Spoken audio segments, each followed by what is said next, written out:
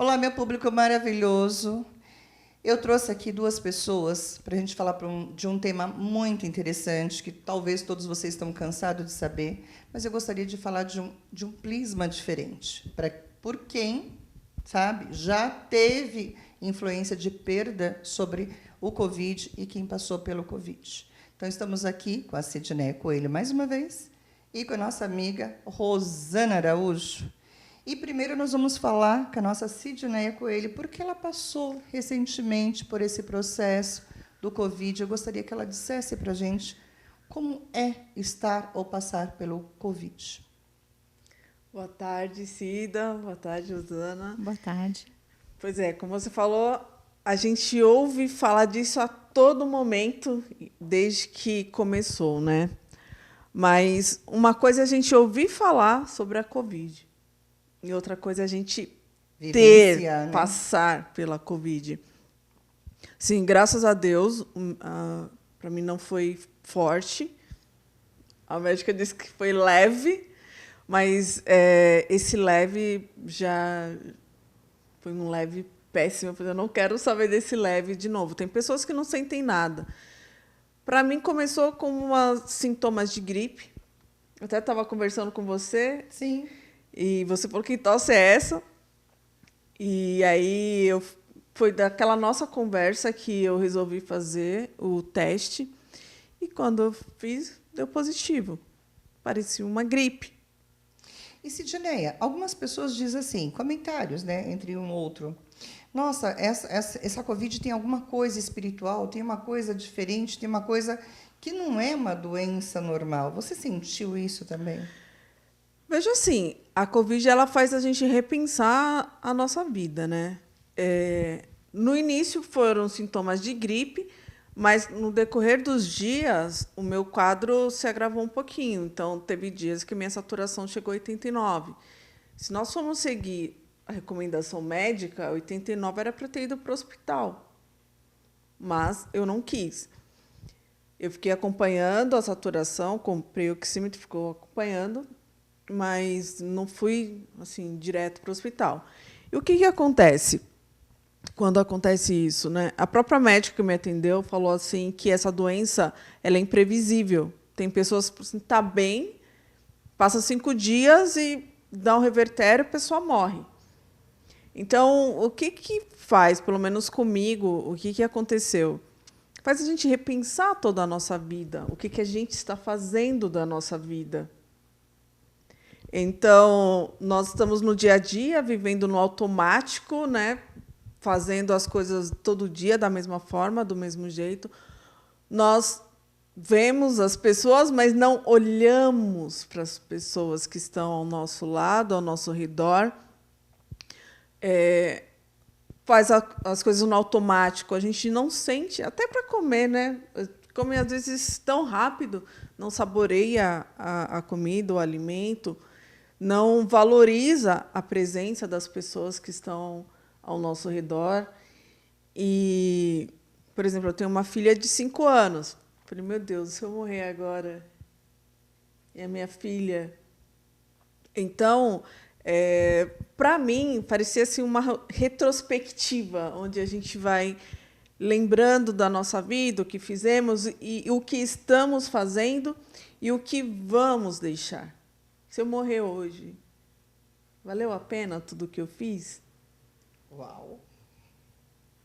Então, eu vejo assim que esses momentos é até bom para a gente dar um chacoalhão, né? Para a gente ver a nossa vida realmente, porque a gente vai vivendo no automático e não percebe, não dá valor às coisas que realmente tem que ser dado valor.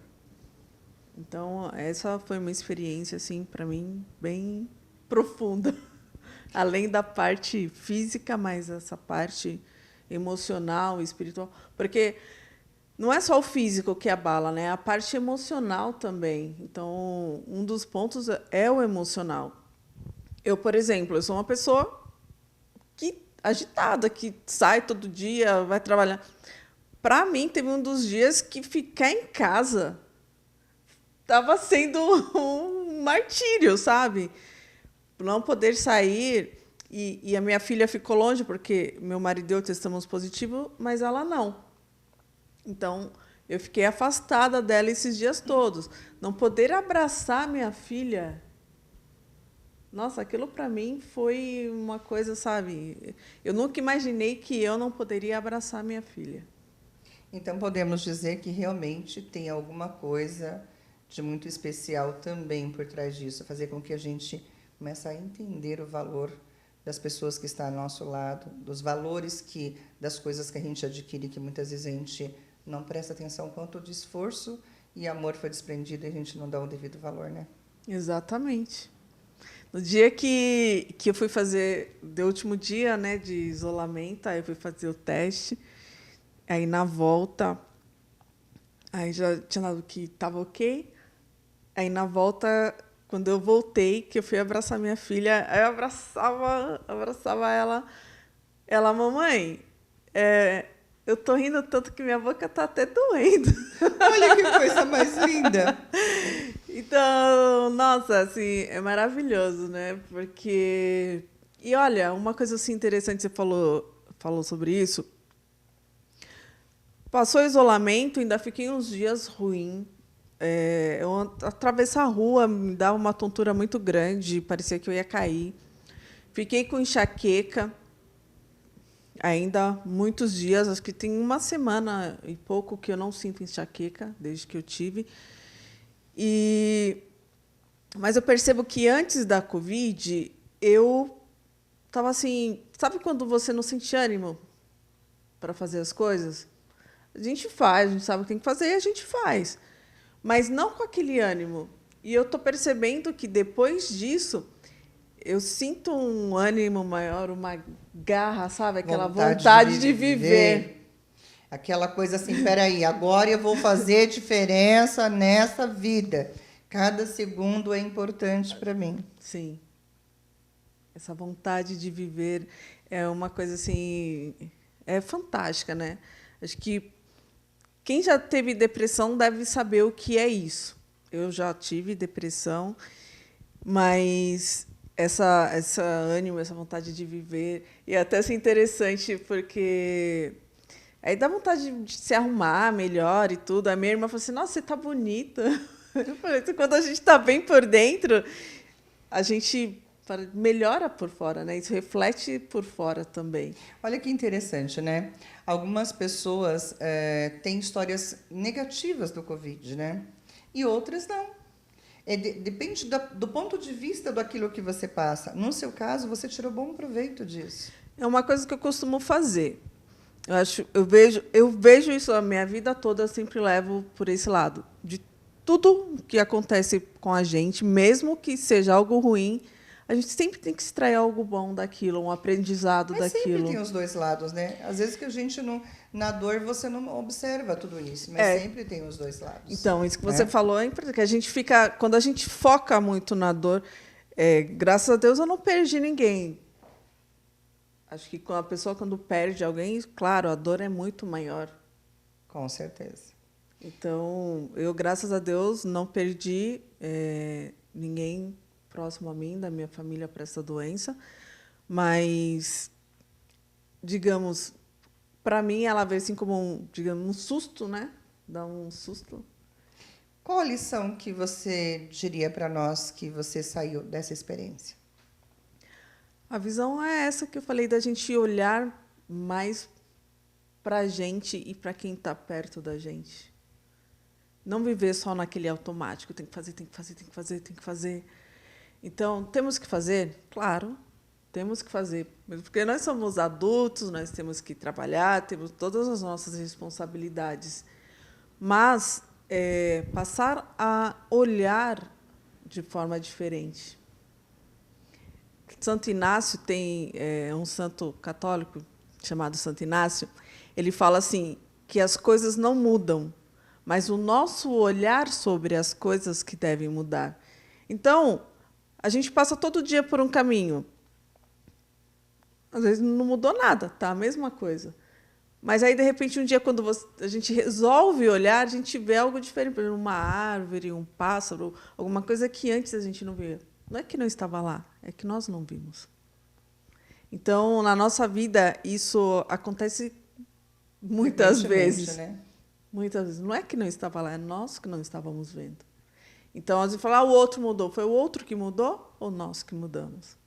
E diante dessa experiência vivida, qual dica que você dá para o nosso pessoal que está lá nos assistindo agora? A dica é: começa a olhar para dentro. Primeiro, olhar para dentro. Porque quando a gente olha para dentro, a gente se vê, se enxerga de uma forma diferente, a gente vai conseguir ver e olhar o outro também de uma forma diferente. Perfeito. Obrigada.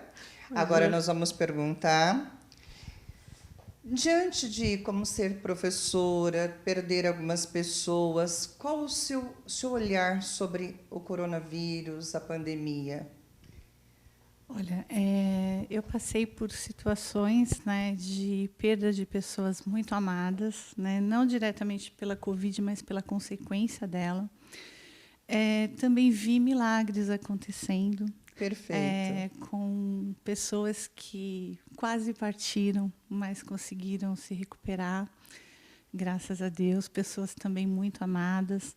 Então a gente vê aí o extremo, né? A vida da gente é muito breve e, como você falou, a gente precisa colocar mais vida nos nossos dias e não colocar a vida exatamente no automático. A gente precisa olhar o outro, a gente precisa valorizar cada momento da nossa vida, porque às vezes a vida vai passando, a gente perde tempo, gasta energia com coisas que não são importantes. E quando você vê, né, já foi. E aí ficou uma coisa que ela falou aqui que me marcou também, o que ela falou agora me emocionou. Nossa, se eu partisse agora, né, o que ficaria? Né? Então vale para a gente pensar também, se eu partisse agora, o que eu deixaria aqui? Né? Para a gente pensar e fazer coisas, a gente faz com que a gente pense diferente, né? Que a gente não pense somente no individual e sim no coletivo. Muitas coisas, a visão de muita gente, para muita gente, a Covid não mudou nada na vida dela, mas para muitas pessoas mudou, sim. A gente vê, sim, tem pessoas que sofreram muito com a questão do isolamento, principalmente os jovens, né? E a gente precisa, sim, fazer alguma coisa para melhorar.